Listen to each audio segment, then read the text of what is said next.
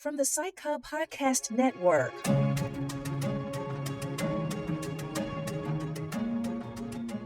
And welcome back to the Burnout Antidote, infusing well-being into healthcare culture. I'm Paul Dager, and once again joined by my buddy in discussing all this stuff. Hi everyone, it's Amy Pearlman. Welcome back, Amy. Great to be here. So, interesting topic today that I don't think necessarily gets enough light of day. So I'm really excited. Always sounds like the wrong term here, but I feel like we're honoring something that maybe needs some more time and discussion.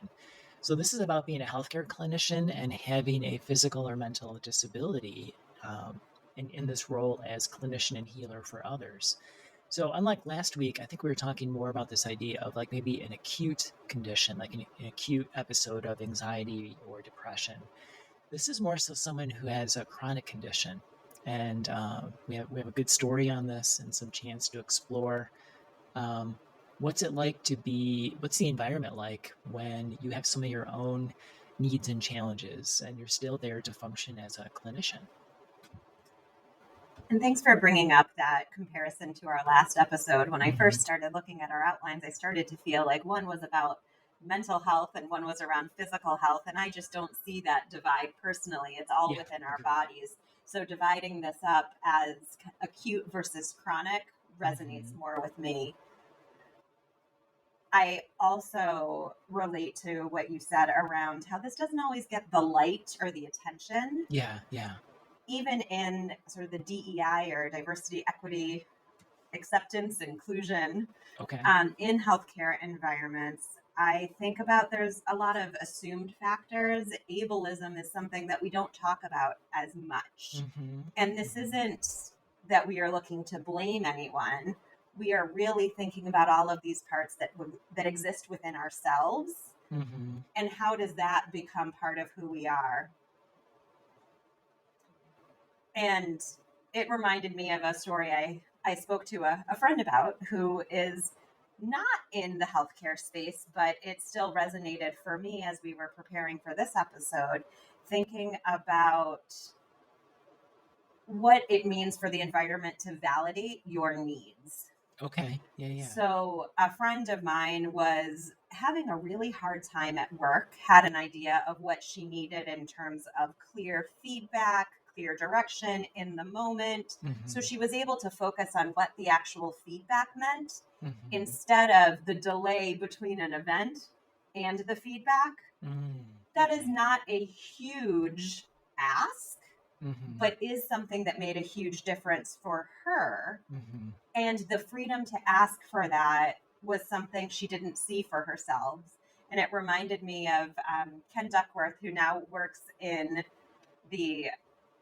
for NAMI, but he is from Massachusetts, which is where I live and work.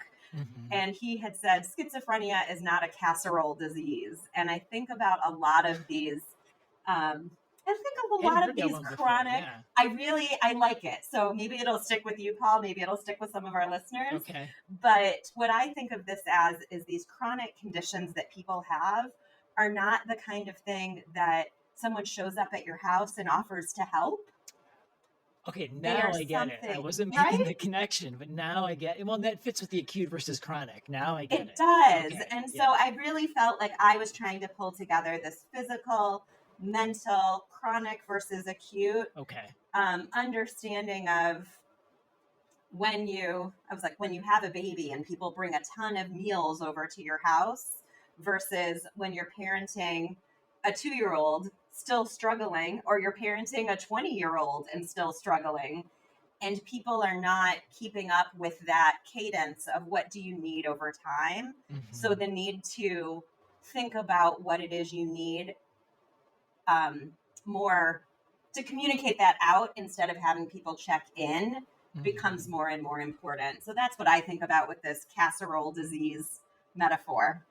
I like that. And there's this sense of, and speaking as a father of a young man on the autism spectrum, that's really helpful to put in that context, because there's almost like a sense of,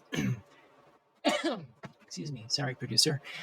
There's almost a sense of, when something really bad goes on, everyone rushes in, and then the tide washes out, and then you feel like you're going it alone. And so that feels like a bit of what we're talking about here is um, how do you, if you're the person with the chronic condition, what are the needs and how do you engage and still be of service in some way within healthcare? And if you're someone who's neurotypical or able-bodied, which I don't know if I like that term, but we'll go with that for now, bringing some recognition to this chronicity. What's it like living with that? Do you think we should hop in and listen to some other clinicians' experience? Yeah, let's hear the story. Sorry, I got to go in there and let's get the story going. I like it when you get going.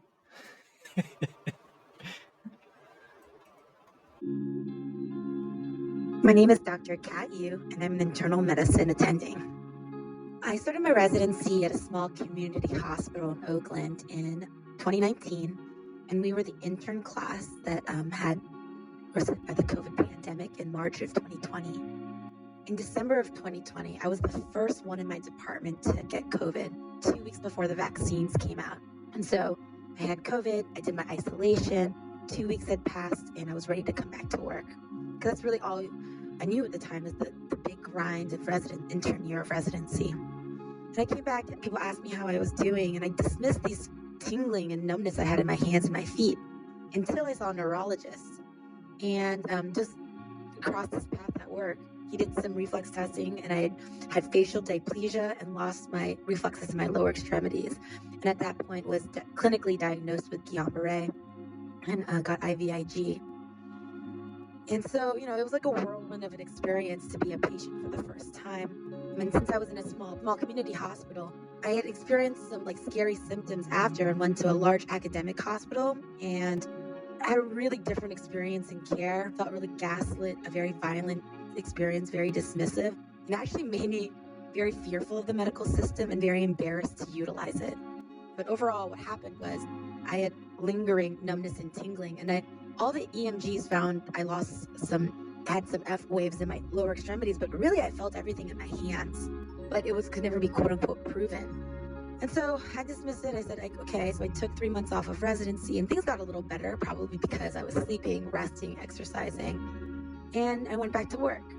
And what was an interesting experience was that my body was then not used to the crazy work hours and the high amounts of stress that could go with intern year.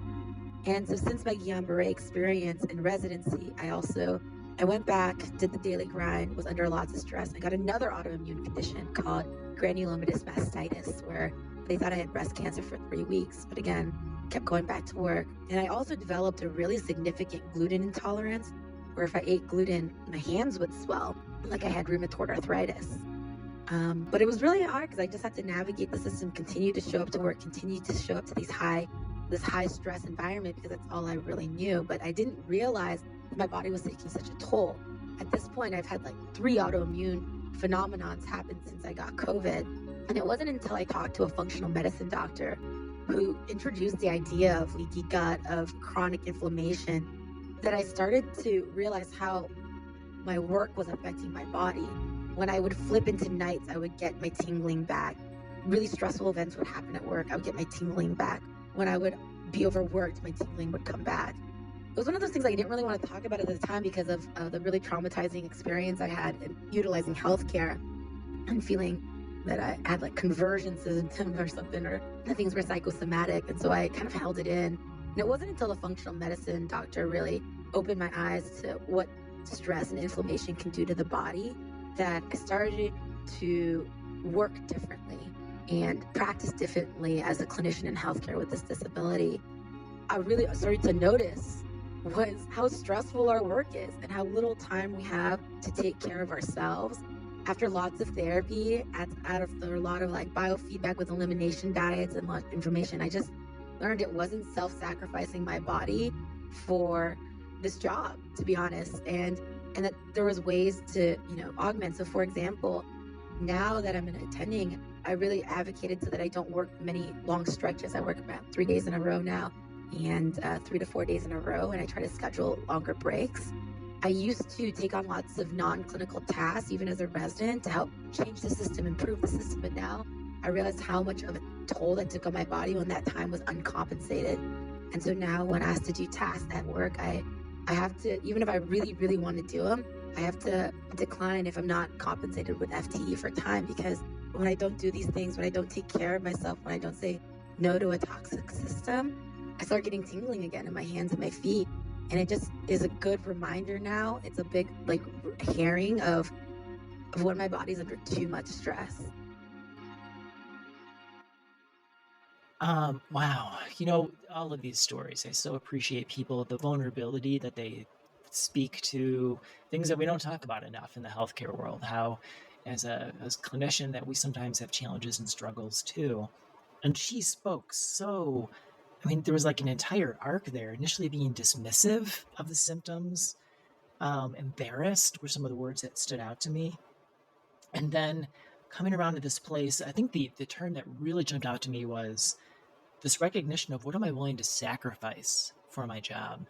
And I think a lot of times as clinicians, we are in this sacrifice mode, all the stuff we give up in service to others, and that there's a time and a place that, maybe we skip a lunch because somebody really needs us in that moment. But the toll that takes, that just really touched me. So I appreciate the arc where learning to say no to a toxic system. Well, there's so many points. I better stop talking, Amy, so you have a chance to share. I loved the points you shared too.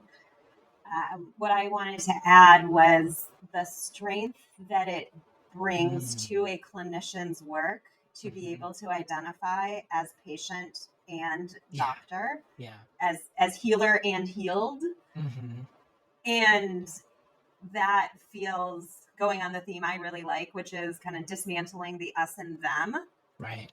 Felt that, and I don't mean to kind of discredit any of her symptoms, but I did want to pull out for the strength of what that brought into her own compassion for others, which perhaps could teach all of us some compassion for ourselves in the moment.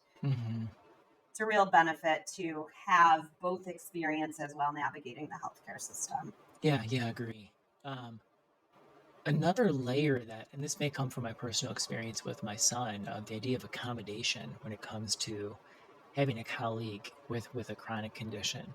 And I think sometimes there's this sense of, well, if they get more of something, I get less. And I want to honor the fact that when you are experiencing burnout and moral distress, there may be this poverty mentality, for lack of a better word, that if somebody gets something, that must mean I get less.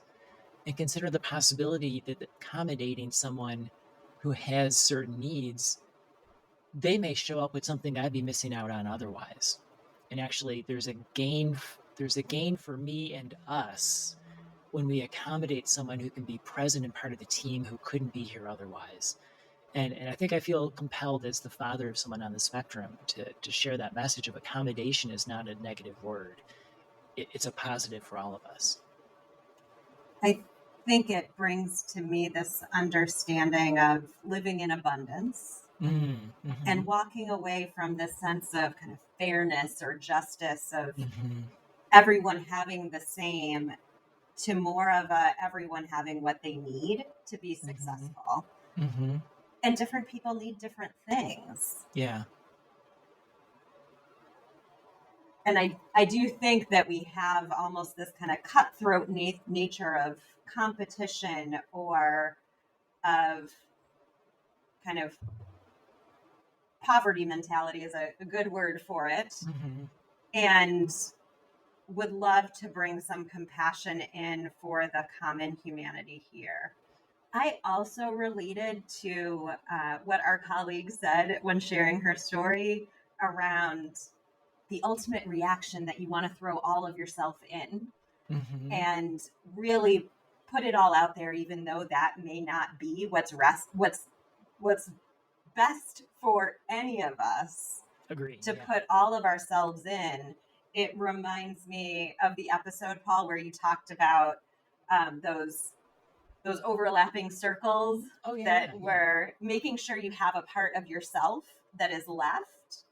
I also think paying attention to each of our unique needs is what creates a diverse environment and what creates some of that protection for the part of us that is Amy Pearlman human being instead of Amy Pearlman social worker, or maybe Amy Yeah, Pearlman yeah. human being in addition to Amy Pearlman social worker. I had a thought that may seem like a strange tie-in, but I'm going to run with it. And back in the day when I was a physical therapist, my wife was an OT, and so often working in a rehab unit, we would have, the person the guy who had the big RV in the driveway that he finally finished paying off and he retires. And now the plan is to travel around the country, and he has a stroke or a heart attack a year after retiring. And it was that go, go, go, and putting my well-being until later, and we know later never happens. And so that's my sense of, when I heard our story from our fellow clinician, that when is it time to say no? That there's going to be times I don't have to give it 110% all the time, because no one's capable of that. And yet our systems really, I think, they reward that to the point where we think that's the norm. And actually, the thought that I lost from earlier is, I think because this do more with less mantra that we hear drummed into our ears from day one of clinical school through residency, through all of that, we tend to think that is the norm. And at some point, we do need to stop and say no. But how scary that is to do it alone. And how do we say no as a group of clinicians that I need to practice some of my well-being to be there for the long haul, and recognizing that folks who may need some accommodations, it's okay to speak up and say, I need this to be present and do my good work. That stands out to me as the question of, is this about me? That I think we have. I'll speak for myself. I have, in reaction to when something feels too much or doesn't feel like it's meeting my needs. Yeah. I automatically go into this, and our colleague said it in her story as well, of the sense of denial, or maybe I don't really need this.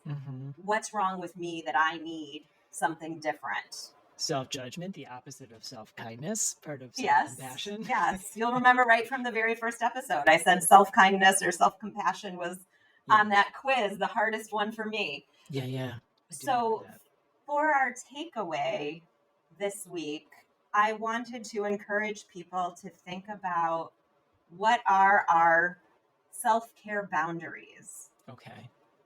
Where is that line between clinician and human being?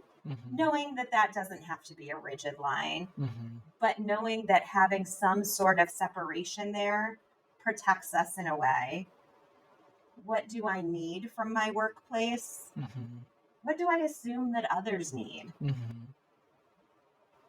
And how can we work together to create a workplace or a system or a culture that responds to what individuals need, when what they need may vary person to person. I want to add a layer onto that, coming from the world of chronic conditions and how some days we have more to give than others, and allowing people to have variance day to day. So if somebody is managing a chronic condition, be it physical or mental, again, I hate the dichotomy, but we're going to go with that. If somebody has a chronic condition, what they have to offer and what they need can vary day to day. And having the flexibility to recognize that, because again, this is more about we are better with diverse experiences and messages and voices. So that recognizing that need may vary day to day. It feels proactive to me versus reactive. Yeah. Because what any of us need on a given moment may change. And we're in healthcare. We know that health can change on a dime. So what we ask for others may be just what we need for ourselves. I like that, yeah. So I'm going to transition to next week. Good Two timing. circles is actually a good topic because we're talking about coping with personal stressors. And so this idea that when I show up at work, I'm not just a professional, I'm a person with another half to my life as well. And so an opportunity to explore what happens when that personal side of things begins to impact how I show up at work. I look forward to talking to both halves of you next week, Paul. I will bring both halves to explore that topic. Thanks, Amy. Thanks, everyone. If you'd like to reach us, you can do so at podcast@psychhub.com. To be notified of new episodes, don't forget to like, subscribe, or follow wherever you're listening. And reviews are so helpful, so please do leave one if you can. It allows others to find us and to join along. The Burnout Antidote is executive produced and edited by Jacob Morrison. Research is assisted by Tekla Ross. Show artwork was created by Ornella Jangoli and Ashton Smith. A very special thanks to Juliana Castro, Alyssa Fackler, Trevin Stiegel, Andrea Womack, and of course, our pet, Pickles. The Burnout Antidote is a co-production from Psych Hub and is brought to you by Janssen Neuroscience.